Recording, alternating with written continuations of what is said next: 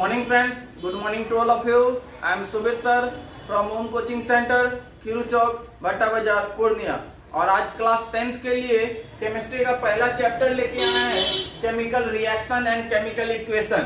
जी हाँ, chemical reaction और chemical equation आपके केमिस्ट्री का पहला चैप्टर है, जिसमें हम आपको दिखा रहे हैं पहला चैप्टर का क्या क्या पॉइंट है। सबसे पहले आपको ये जानना है कि केमिकल रिएक्शन क्या होता है। लिखेंगे such process in which the original substance lost their nature and identity and form new chemical substance with different properties are called chemical change. तो बाबू आप जानते हो फिजिकल चेंज और केमिकल चेंज क्या होता है।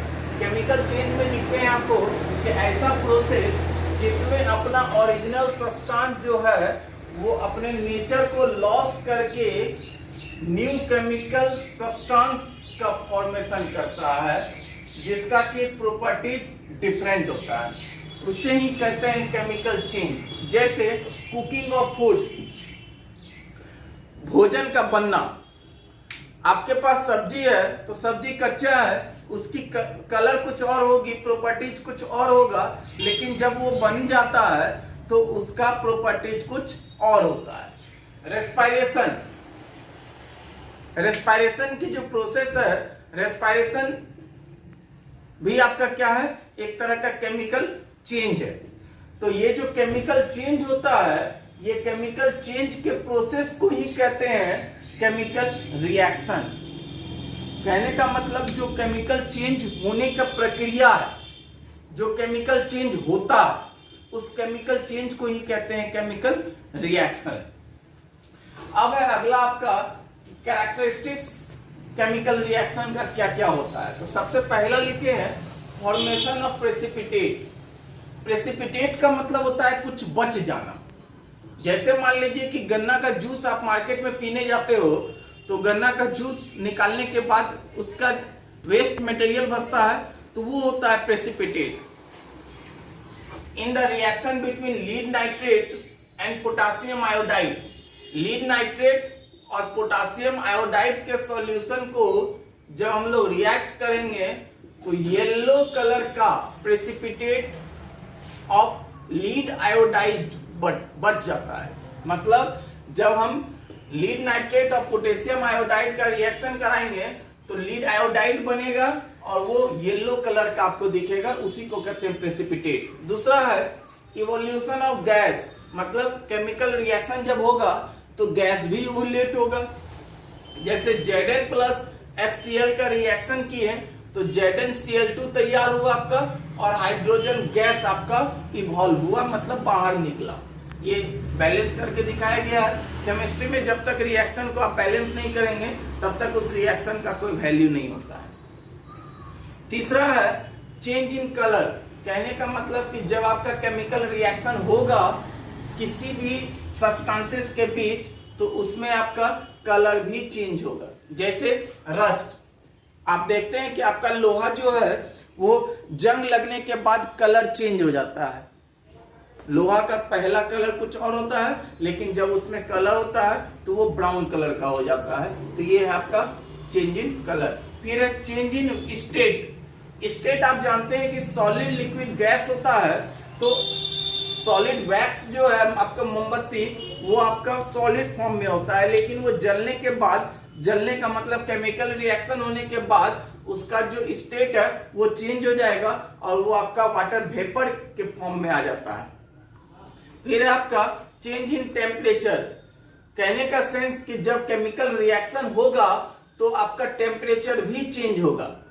अब टेम्परेचर चेंज होने का क्या मतलब हुआ, जैसे आप देखते होंगे कि आप पहले के समय में घर में चूना होता था, तो आप मार्केट से चूना लाते थे और रात में उसको पानी में फूलने के लिए छोड़ देते थे।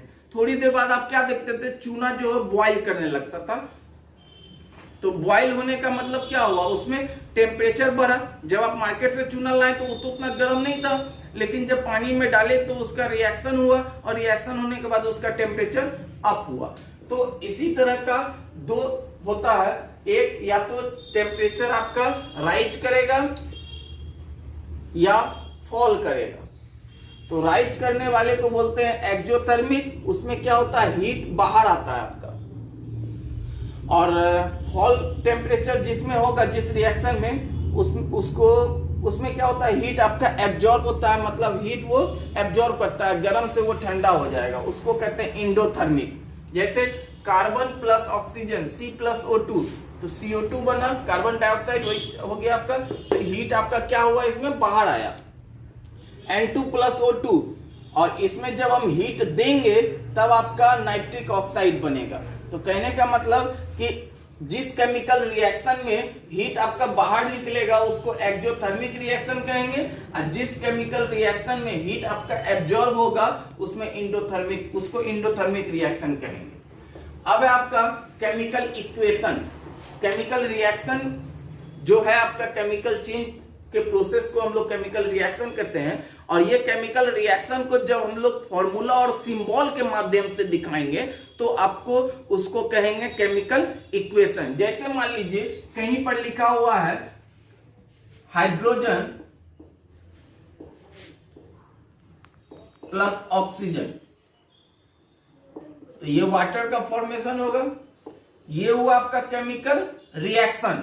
लेकिन इसी को जब हम हाइड्रोजन, ऑक्सीजन और वाटर का फॉर्मूला लिख देंगे, इसको बैलेंस कर देंगे, तो आपका ये क्या कहलाएगा, केमिकल इक्वेशन। लिखा हुआ है the short hand method of representing a chemical reaction in terms of symbols and formula. Chemical reaction को जो हम लोग सिंबल और फॉर्मूला के मदद से शो करते हैं तो उसको कहते हैं केमिकल इक्वेशन। अब देखिए केमिकल इक्वेशन के बाद केमिकल इक्वेशन दो टाइप्स के होते हैं, balance equation and unbalance equation. तो बैलेंस इक्वेशन हमने आपको पढ़ाया था, सिखाया भी था। इसमें क्या लिखे हैं कि दोज केमिकल रिएक्शन, वैसे केमिकल रिएक्शन जिसमें number of atoms of each element, प्रत्येक एलिमेंट का नंबर ऑफ एटम्स जो है ऑन द टू साइड, दोनों साइड अगर सेम हो, number of atoms of each element on the two sides are same is called balance chemical equation. कहने का मतलब किसी भी केमिकल रिएक्शन में प्रत्येक एलिमेंट का जो नंबर ऑफ एटम्स होगा बोथ साइड, LHS और RHS, मतलब तीर का निशान के इधर और उधर, तब हम उसको कहेंगे बैलेंस केमिकल इक्वेशन। और नंबर ऑफ एटम्स अगर सेम ना हो दोनों साइड तो उसको कहेंगे अनबैलेंस इक्वेशन। जैसे ये आपका हो गया balance equation, sorry unbalance equation. जब हम इसको ये 2 लगा दिए तो हो गया आपका बैलेंस केमिकल इक्वेशन। अब है आपके पास टाइप्स ऑफ केमिकल रिएक्शन, इसमें और भी है पर आज 2 ही पढ़ा पाए। पहला है कॉम्बिनेशन और दूसरा है डिकम्पोजिशन। कॉम्बिनेशन का मतलब होता है जुड़ना, कंबाइन होना। जैसे जब 2 एलिमेंट या 2 सब्सटेंस या 2 कंपाउंड आपस में जुड़कर एक नए सब्सटेंस का फॉर्मेशन करेगा तो उसको कहेंगे कॉम्बिनेशन रिएक्शन। जैसे मैग्नीशियम प्लस ऑक्सीजन, तीर का निशान मैग्नीशियम ऑक्साइड, तो तीर के निशान के इधर देखिए प्लस में है, मतलब 2 आपको एलिमेंट जुड़ा है, इधर एक कंपाउंड का फॉर्मेशन है, उधर प्लस माइनस तो कुछ नहीं है, तो कहने का मतलब इस तरह के इक्वेशन को कहेंगे कॉम्बिनेशन रिएक्शन। डिकम्पोजिशन, डिकम्पोज का मतलब होता है टूटना, कॉम्बिनेशन का मतलब होता है जुड़ना। ऐसा chemical reaction, those chemical reaction in which a heavy molecules of compound is break up 2 or more than 2 elements or compound is called decomposition reaction।